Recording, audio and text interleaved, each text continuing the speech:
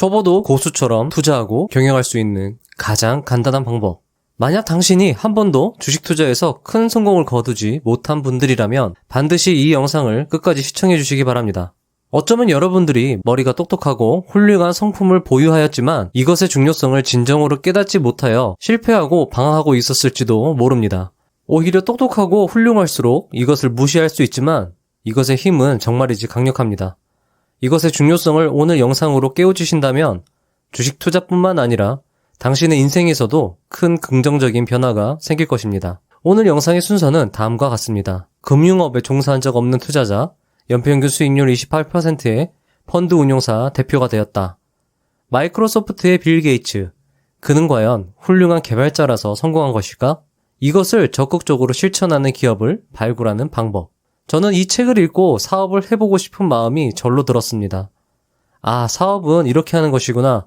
그리고 이렇게 사업하는 기업에 투자해야 하는 것이구나 라고 절실히 느꼈습니다. 여러분들도 저와 같은 울림을 이 영상으로 느끼셨으면 합니다. 그럼 시작하겠습니다.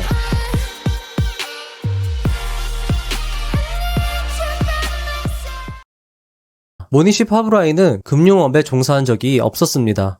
그럼에도 파브라이 펀드를 만들고 연평균 수익률 28%의 성과를 거두는 훌륭한 투자회사로 거듭났습니다. 그는 어떤 방식으로 어떻게 투자해서 그런 수익을 거둘 수 있었을까요? 만약 그 방법을 우리와 같은 개인 투자자들이 차용한다면 우리 또한 큰 수익률을 거둘 수 있지 않을까요?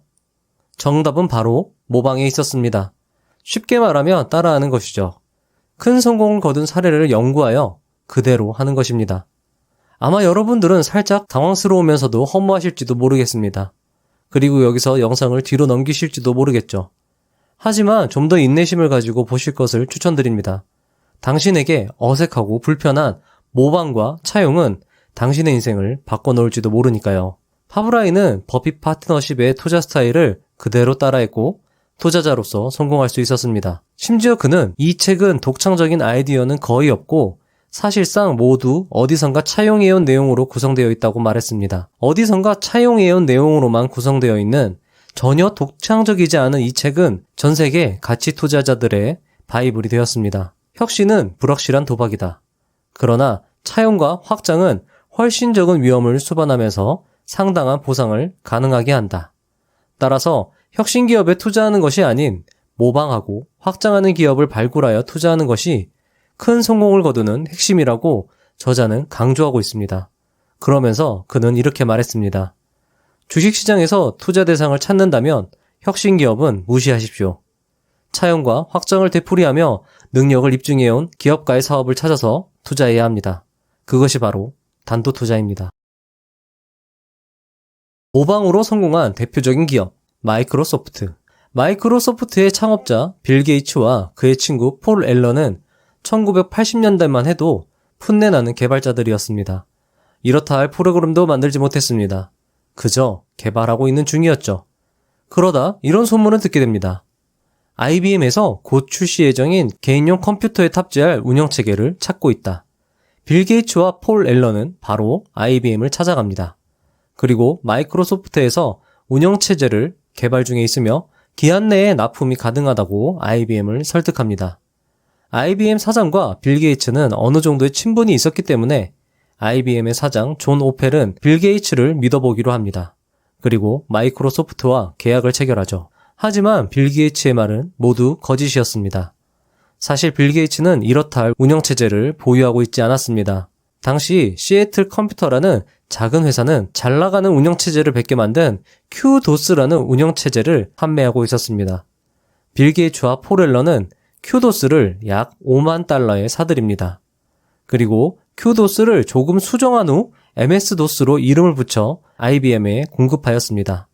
그 후로 마이크로소프트는 폭발적인 성장을 하게 됩니다. 이렇듯 마이크로소프트가 폭발적인 성장을 하게 된 주력 상품은 자체적으로 개발한 것이 아닌 시애틀 컴퓨터의 제품을 차용한 것입니다. 마이크로소프트의 엑셀 또한 로터스 소프트웨어가 개발한 프로그램을 사실상 그대로 차용한 것이었습니다. 파워포인트는 샌프란시스코의 작은 소프트웨어 회사가 개발한 프로그램인데 마이크로소프트가 그 회사를 인수해서 유통한 것입니다. 엑스박스는 닌텐도와 플레이스테이션에서 영감을 얻어 만든 제품이죠. 심지어 마이크로소프트는 구글의 인재까지도 공격적으로 영입하고 있습니다.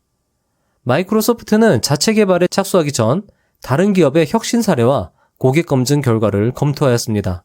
그리고 저자는 이런 전략은 정말 강력한 전략이라고 강조하였습니다. 오히려 마이크로소프트에서 주도적으로 혁신을 시도한 경우는 늘 성과 없이 애매하게 마무리되었습니다. 그 대표적인 예가 바로 윈도우 비스타였습니다. 윈도우 비스타는 혁신적인 운영체제가 될 것으로 기대를 모았지만 애플에 한참 못 미치는 수준이었습니다. 마이크로소프트는 모방과 확장을 통해 앞서 나가는 1등 기업의 제품을 선두자리에서 끌어내렸습니다.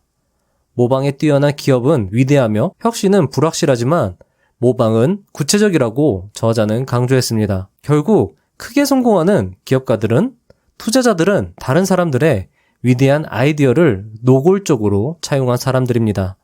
월마트의 창업자 샘 월트는 다른 유통업자의 사업 모델을 평생 연구하였습니다.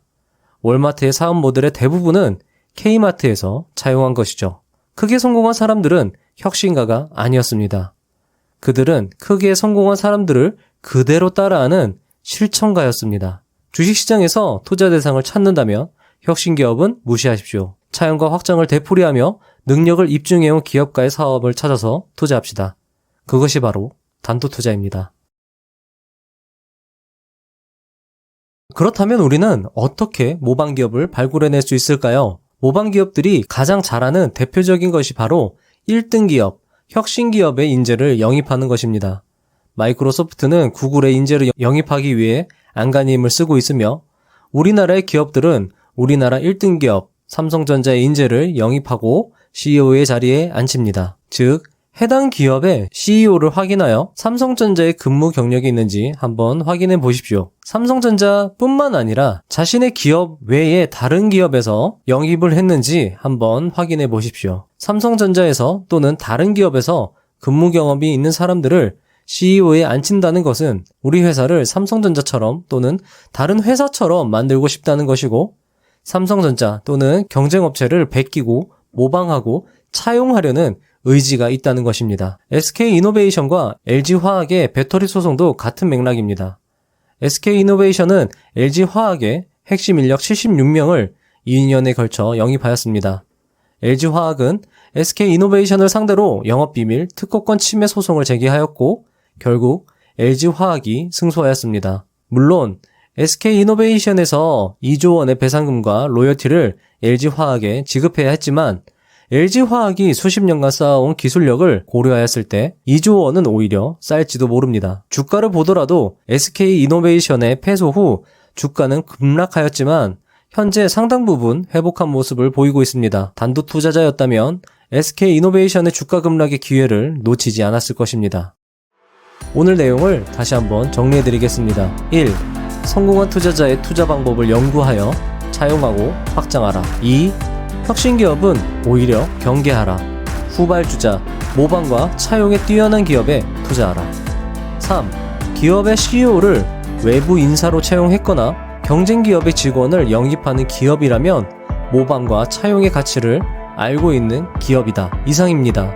오늘 내용이 여러분들께 도움이 되셨으면 좋겠습니다. 구독과 좋아요, 알람 설정을 부탁드리면서 오늘 영상을 이만 마치겠습니다. 감사합니다. 부자가 되는 지름길로 저와 함께 달려가시죠.